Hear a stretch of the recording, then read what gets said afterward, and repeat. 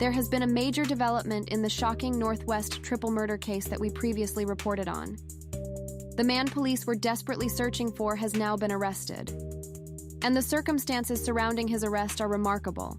Just hours after South African police released his photograph and launched an intensive manhunt, members of the community stepped in. They found 41-year-old James Mohajane and handed him over to police. But while the manhunt has ended, the investigation into exactly what happened inside that house and why 3 people lost their lives is only beginning. The case centers on Moeka Vuma, near Makapanstad in the northwest. 3 people were found dead at a house on Sunday morning.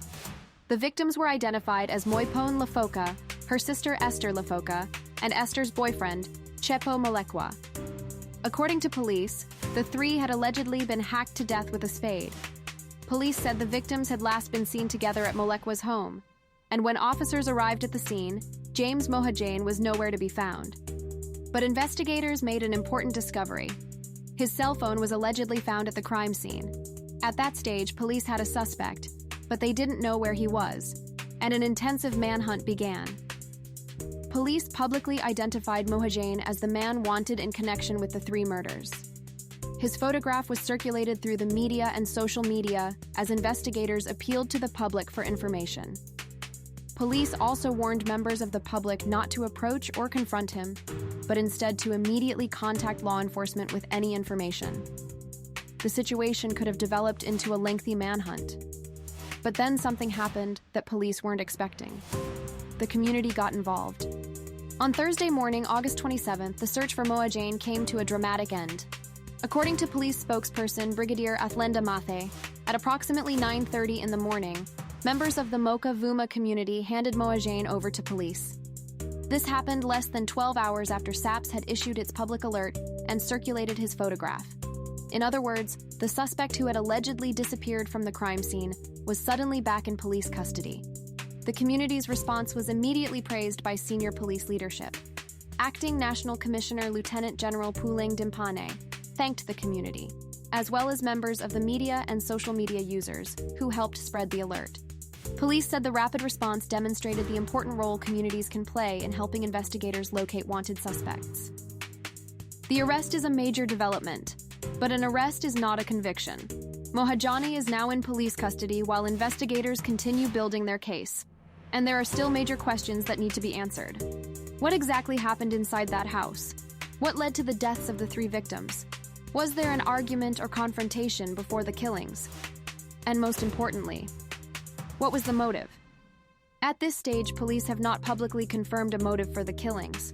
That means much of the story remains under investigation. Behind the headlines are 3 people whose lives were suddenly taken: Moipone Lefoka, Esther Lefoka, and Tshepo Molekwa. According to police, Moipone was Mohajane's girlfriend, Esther was Moipone's sister, and Tshepo was Esther's boyfriend. The fact that the victims were connected to one another, and that one of them was allegedly in a relationship with the suspect, adds another disturbing dimension to the investigation.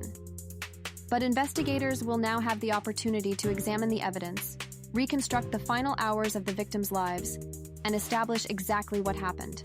Perhaps one of the biggest developments in this update isn't just the arrest itself. It's how quickly it happened. The police had launched the manhunt, the photograph was released, the public saw the alert. And within hours, members of the community helped bring the suspect into police custody. Police leadership has described community cooperation as an important part of fighting serious and violent crime. But this case also highlights something investigators repeatedly stress. If members of the public recognize a wanted suspect, they should not attempt to take matters into their own hands.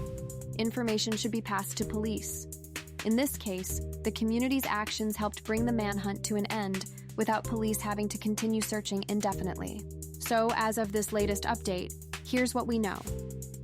3 people, Moipone Lefoka, Esther Lefoka, and Tshepo Molekwa, were found dead in Moeka Vuma. Police allege that they were hacked to death with a spade.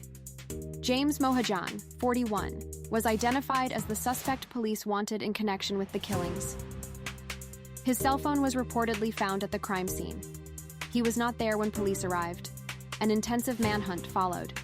His photograph was circulated publicly, and less than 12 hours later, Members of the community handed him over to police. He is now in custody, but the motive remains under investigation, and the full circumstances surrounding the killings have yet to be established in court. The arrest marks the end of one chapter of this case, but potentially the beginning of an even more important one. Investigators now have the opportunity to question the suspect, examine the evidence, and reconstruct what happened before 3 lives were lost. And as this investigation develops, the next major question will be whether the evidence presented by police can ultimately establish what happened inside that house, and why. For now, James Mohajane remains an accused suspect, and the allegations against him have yet to be tested in court. We will continue to follow this case as new information emerges. If you watched our original report, let me know in the comments. What do you think the next major development in this case will be? And if you want updates on major South African true crime cases as they develop, make sure you're subscribed and turn on notifications. Give the video a thumbs up if you found it informative. This is an ongoing investigation, and this story is far from over.